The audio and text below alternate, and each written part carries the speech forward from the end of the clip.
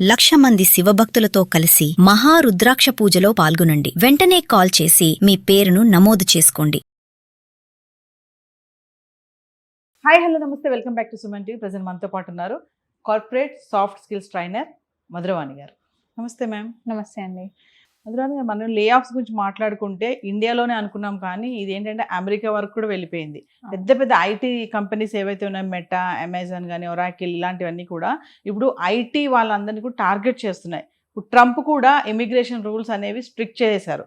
60 డేస్లో కనుక మీరు కొత్త జాబ్ వెతుక్కోపోతే, ఎవరైతే లే ఆఫ్ అయ్యి బయటకు వచ్చేసారో 60 రోజుల్లో కొత్త జాబ్ వెతుక్కోపోతే మీరు తిరిగి వెళ్ళిపోవాల్సిందే అనేది ఒక 60 డేస్ గ్రేస్ పీరియడ్ ఇవ్వడం జరిగింది. ఎందుకు ఐటీ వాళ్ళపైన ఎందుకు టార్గెట్ చేశారంటే, ఫస్ట్ మెయిన్లీ చూసుకుంటే ఏఐ ఒక్కటి వచ్చింది. సో ఏఐ ఏంటంటే ఐటీ వాళ్ళని ఈజీగా రీప్లేస్ చేస్తుంది. మనం సాఫ్ట్వేర్ కోడింగ్ కానీ, టెస్టింగ్ కానీ వీటన్నిటి ఈజీగా ఏఐ రీప్లేస్ చేస్తుంది. సో కంపెనీస్ ఏం చేసినాయి, వాళ్ళకి అంటే ఇప్పుడు ఉన్న బెనిఫిట్స్ కానీ, లేకపోతే వాళ్ళకి వచ్చే ప్రాఫిట్స్ అన్నీ బాగున్నా కానీ ఏఐతోని రీప్లేస్ అయినప్పుడు మనం ఎందుకు కాస్ట్ కటింగ్ చేయకూడదు అని చెప్పి అందరినీ లే ఆఫ్ చేస్తుంది. సో మొత్తం యూఎస్లో 144 కంపెనీస్ లే ఆఫ్ చేయడం జరిగింది. 144 దీంట్లో 1,10,000 పీపుల్స్ అంతమందిని తీసేశారు.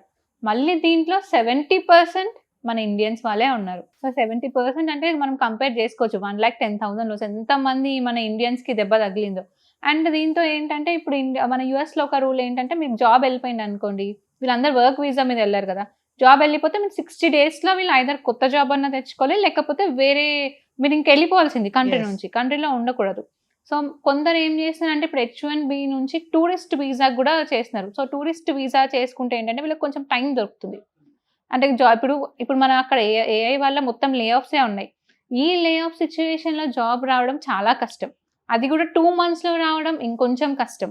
సో అందుకని ఏం చేస్తున్నారు, స్టూడెంట్ వీసా కానీ, లేకపోతే టూరిస్ట్ వీసా ఇలా కన్వర్ట్ చేసుకొని వీసాని ఇంకొన్ని రోజులు ఎక్స్టెండ్ చేసుకొని మళ్ళీ జాబ్ తెచ్చుకునే ప్రయత్నం చేస్తున్నారు. అంటే ఐటీ వాళ్ళందరూ ఇప్పుడు ఇట్లా బయటకు వచ్చేస్తే, అంటే ఇండియా ఒక కనుక రిటర్న్ వస్తే వాళ్ళు అక్కడ ఉద్యోగం పోయి ఇక్కడ ఉన్నటువంటి కంపెనీస్ వాళ్ళని టేక్ ఆఫ్ చేసుకుంటాయా? అంటే వాళ్ళ టాలెంట్ ఉంటే ఇక్కడ కూడా తీసుకుంటారు, బట్ అందరికీ వస్తుందని చెప్పలేము. మనకు ఇక్కడ మన దగ్గర కూడా లే ఆఫ్ చూస్తున్నాం మనం. ఎందుకంటే ఇప్పుడు వాళ్ళు అక్కడ కోడింగ్ టెస్టింగ్ చేసి ఇక్కడ కోడింగ్ టెస్టింగ్ వాళ్ళకు కూడా ఏఐతోని మనం రీప్లేస్ చేస్తున్నాం. కాకపోతే వాళ్ళు వచ్చిన తర్వాత వాళ్ళ టాలెంట్, ఇప్పుడు మనం అక్కడ నుంచి వచ్చిన వాళ్ళందరూ మళ్ళీ కంపెనీస్కి వెళ్తున్నారని లేదు. మనం ముందు మాట్లాడుకున్నట్టు డిఫరెంట్ జోన్లోకి వెళ్ళిపోతున్నారు. ఓన్లీ సాఫ్ట్వేర్ అనే కాదు, ఇప్పుడు మనము చాలా మంది సాఫ్ట్వేర్ అంటే అక్కడ అంతా వర్క్ చేసి వర్క్ స్ట్రెస్ ఏంటో తెలుస్తుంది కాబట్టి ఇక్కడికి వచ్చి కొత్త ఆప్షన్స్ వెతుకుతున్నారు, కొత్త ఆపర్చునిటీస్ వెతుకుతున్నారు. అంటే అక్కడ సాఫ్ట్వేర్ నుంచి వదిలేసి వేరే అంటే లైక్ అగ్రికల్చర్ కానీ, ఫార్మింగ్ అని, లేదా బిజినెస్ పెట్టుకుంటున్నారు. చాలా మన ఈ మధ్యకాలం చాలా ఆర్టికల్స్ కూడా వచ్చాయి, సాఫ్ట్వేర్ ఇంత ప్యాకేజ్ ఉన్నటువంటి సాఫ్ట్వేర్ జాబ్ వదిలేసి కొంతమంది వదిలేస్తున్నారు, కొంతమంది ఉద్యోగాలు పోతున్నాయి అనుకోండి. అంటే ట్రంప్ ఇమిగ్రేషన్ రూల్స్ ఎందుకు ఐటీ వాళ్ళపైన ఎందుకు టార్గెట్ చేసింది అంటే, ఇప్పటి వరకు H1B వీసా కానీ, గ్రీన్ కార్డ్ కానీ, అక్కడ వలస వచ్చినటువంటి వాళ్ళపైన కానీ టార్గెట్ చేయడం చూసాం. ఇప్పుడు మళ్ళీ ఏంటంటే ఐటీ వాళ్ళపైన ఎందుకు పెట్టారు అని అంటే, ఎందుకంటే మనం ఎక్కువ శాతం మన ఇండియన్ టెక్కీసే ఉన్నారు. సో ఇప్పుడు ఐటీ వాళ్ళని తీసేసి సగం మన ఇండియన్సే వెళ్ళిపోతున్నారు కదా. ఇప్పుడు 70% లే ఆఫ్ చేసి, ఇప్పుడు 70%లో మనం అందరికీ జాబ్ వస్తుందని మనం కన్ఫర్మేషన్ ఇవ్వలేము. మేబీ 20% మెంబర్స్కే రావచ్చు, ఇంకా 50% అయితే వాళ్ళకి 2 monthsలో వెతుకోలేరు కదా. వాళ్ళు ఎంత టూరిస్ట్ వీసా కన్వర్ట్ చేసుకున్నా వాళ్ళు max to max 6 months time ఉంటుంది. సో అప్పుడు కూడా ఆల్రెడీ లే ఆఫ్స్ ఉన్న వాళ్ళు ఉన్నాయి కాబట్టి మళ్ళీ కొత్త ఆపర్చునిటీస్ ఉంటాయో ఉండయో. సో ఇలా చేస్తే ఇప్పుడు 50% వెళ్ళిపోయినట్టే కదా వాళ్ళ కంట్రీ నుంచి. అక్కడ ఉన్న వాళ్ళకి ఆప్షన్స్ వస్తాయి కదా, ఆపర్చునిటీస్ వస్తాయి. ట్రంప్ మెయిన్ పెట్టుకుందే మన ఇండియన్స్ ని వెళ్ళగొట్టాలి అని చెప్పి. సో ఇప్పుడు ఇది ఒక ఆప్షన్ వచ్చింది దానికి. ఇప్పుడు 50% వెళ్ళిపోతున్నారు. సో అది వాళ్ళ బెనిఫిటే కదా, వాళ్ళ కంట్రీ వాళ్ళు కూడా కోరుకునేది అదే.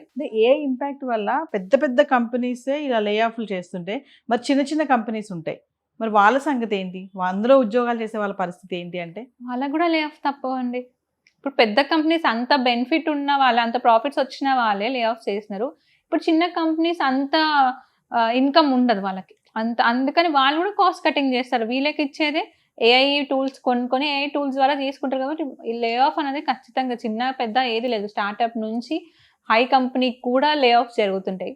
అంటే ఈ ఆర్టిఫిషియల్ ఇంటెలిజెన్సీ వల్ల సీనియర్స్కే కాకుండా అప్కమింగ్ ఫ్రెషర్స్, అప్కమింగ్ ఎవరైతే ఫ్రెషర్స్ యంగ్స్టర్స్ ఉంటారో, అప్పుడు ఎడ్యుకేషన్ క్లోజ్ చేసుకుని అయిపోయి వచ్చే వాళ్ళు ఉంటారో, వాళ్ళకు కూడా ఎఫెక్ట్ ఉంటుందా?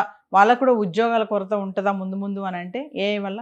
ఫస్ట్ స్టార్టింగ్ ఉండేదే మిడ్ లెవెల్ స్టార్టింగ్ నుంచి వాళ్ళకే ఎక్కువ ఉంది ఇప్పుడు ఏఐ వల్ల ముప్పు. అంటే సీనియర్స్ కూడా ఉంది, కాకపోతే ఇవి ఇంకా ఇప్పుడు ఫస్ట్ లెవెల్ ఆఫ్ జాబ్స్ ఏంటంటే ఈజీగా రీప్లేసబుల్ అవుతారు. Yes. టెలికాలర్స్ ఉన్నాయి, ఆల్రెడీ చాలా మంది రీప్లేస్మెంట్ అయిపోయింది. మరి ఇప్పుడు మనకు చాలా కాల్స్ వస్తున్నాయి, మనం మనుషులు అనుకొని మాట్లాడుతున్నాం కానీ అక్కడ మాట్లాడేది ఏఐ. AI. చాలా కాల్స్ కానీ ఇప్పుడు రిసెప్షనిస్ట్ కానీ అన్ని కూడా మన వాళ్ళు ఏఐతోనే చేసేస్తున్నారు. సో ఈ ఏఐ వల్ల ముప్పు అనేది చిన్న నుంచి పెద్ద అన్ని లెవెల్ ఆఫ్ పొజిషన్స్ కి మనం రీసెంట్ గా మాట్లాడుకున్నాం, సీనియర్స్ ని కూడా తీసేశారు Yes. అని. 40 years ఉన్న ఎక్స్పీరియన్స్ అతన్ని కూడా తీసేశారు లే ఆఫ్ వల్ల అని.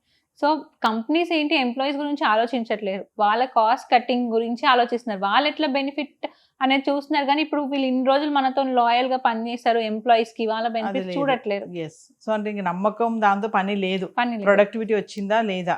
అంటే మేడం ఫైనల్ ఒక విషయం చెప్పండి, అంటే 60 days లో కనుక వేరే జాబ్ రాకపోతే వాళ్ళు తిరిగి వెళ్ళిపోవాల్సిందేనా? ఖచ్చితంగా వెళ్ళిపోవాల్సింది, మీరు ఒక్క రోజు కూడా ఎక్స్ట్రా ఉండడానికి లేదు. ఇన్ కేస్ మీరు చాలా మంది వేరే దారులు వెతుకుతుంటారు, షార్ట్ కట్స్. ఇప్పుడు మనం ఇది అనుకున్నాం టూరిస్ట్ వీసా లేకపోతే స్టూడెంట్ వీసా కూడా చేశాను, కానీ దానికి కూడా చాలా స్ట్రిక్ట్ చేస్తున్నారు.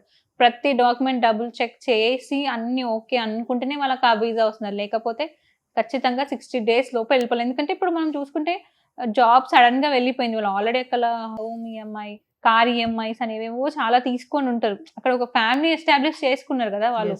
2 months లో వదిలి వెళ్ళాలంటే వాళ్ళు ఎంత స్ట్రెస్ కి గురై ఉంటారు ఫ్యామిలీతోని.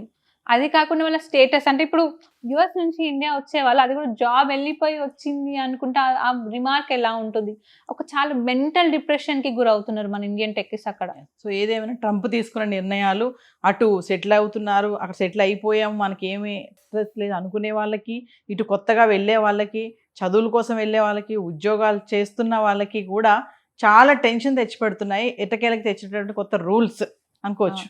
తప్పకుండా అనేది అంటే అక్కడ స్టూడెంట్స్ నుంచి వర్కింగ్ నుంచి ఎవరైతే సెటిల్ అయ్యారో వాళ్ళకి కూడా టెన్షన్, Yes. ఎప్పుడు ఏమవుతుందో తెలీదు, ఎప్పుడు వెళ్ళిపోమంటారో తెలియట్లేదు, అట్లాంటి ఒక సిచ్యువేషన్ క్రియేట్ అయిపోయింది అక్కడ యుఎస్ లో. Thank you. Thank you.